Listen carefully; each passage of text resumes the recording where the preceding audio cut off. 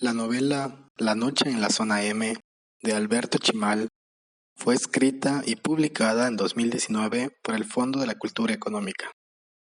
El libro tiene una extensión de 200 páginas. Su título hace referencia a las zonas entre los reinos de la Ciudad de México. A estas zonas se les considera zonas neutrales y peligrosas. Una noche en la zona M se piensa que se refiere a la zona M de muerta, por los infortunios que ocurren en esta. El título del libro, La noche en la zona M, es referenciado desde el principio hasta el final del escrito. El libro comienza en una zona M, donde los protagonistas, la abuela, Cita y Celeste, junto con sus amigos Sombra y Plebe, están huyendo de algo, de una tropa. Cuando logran eludirla, se encuentran con una criatura, y aquí es donde comienza el relato de cómo llegaron a este punto. Se habla, a lo largo del libro, que la zona M es una especie de tierra de nadie. Los que salen allí sin protección están garantizados a morir a manos de ladrones o de troceados. Estos últimos son los más peligrosos de la zona M, ya que nadie sabe su origen o qué es lo que son exactamente. A medida que se desata la trama, al final, los protagonistas y sus amigos deben cruzar la zona M para llegar a su destino. Pero no sería un viaje fácil, ya que las persiguen la tropa de los varios reinos de la Ciudad de México y también deben luchar contra un troceado. El libro acaba cuando llegan a su destino heridos y cansados después de haber vivido el infierno de estar en una zona M. Desafíos que presentó la lectura.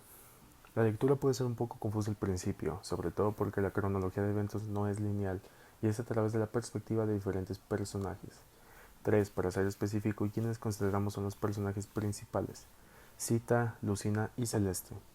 Además, la historia se va desenvolviendo en cuenta regresiva de los días hasta el momento en que salen del fuerte hacia la zona M. Estos dos factores de mezclar, por ejemplo, Cita 11, 10, 9 días antes y saltar a Celeste 8, 7, 6, 5 días antes, puede ser algo un poco confuso, sin embargo para nada un obstáculo, simplemente algo a lo que a través de la lectura te vas acostumbrando. Otra cosa que puede ser un tanto confusa son los nombres y la cantidad de personajes. Se mencionan personajes que no tienen tanta o nada de importancia en el futuro, pero sus nombres son mencionados, lo que es un poco difícil memorizar tantos nombres y tratar de darnos una idea de quiénes son los personajes que seguirán con nosotros a lo largo de la historia. Por último, el año o época de la historia. Definitivamente sabemos que es un futuro apocalíptico, sin embargo, un año fijo no se nos menciona y aunque sabemos que la caída de la sociedad fue hace 36 años, no sabemos en qué punto del siglo mencionado del libro, lo cual, de ser lo contrario, sería de más ayuda para asociar eventos y darle más contexto a la historia. La obra es una representación distópica de la Ciudad de México. Busca contar la historia de la humanidad después de su colapso por el cambio climático, todo desde la perspectiva de 3 mujeres mexicanas. Esta es una de las varias razones por las cuales debes de terminar de leer esta obra. La novela hace un fuerte homenaje a los edificios del centro de la Ciudad de México, que ahora se han vuelto escombros reminiscentes del mundo antes de la tragedia. La noche en la zona M es un libro que tiene a la juventud como público objetivo y que, mediante 2 de sus personajes principales, Cita y Lucina, permite al lector ver el contraste entre el pasado nostálgico, del que Lucina formó parte, y la realidad del presente. Para concluir, nos gustaría decir que el libro es corto y fácil de leer. Si gustan de historias distópicas, este es el libro que deben de elegir. Lo que llamó la atención del equipo fue el nivel de ignorancia en que los ciudadanos de la ya extinta Ciudad de México viven. Regresaron de alguna forma a la Edad Media en tan solo 30 años.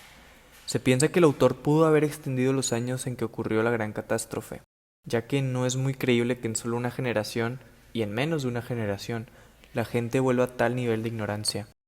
El final del libro queda a la especulación del lector, ya que sí, llegan a su objetivo, pero después de eso no sabemos si era una trampa o en qué consiste la organización llamada la universidad.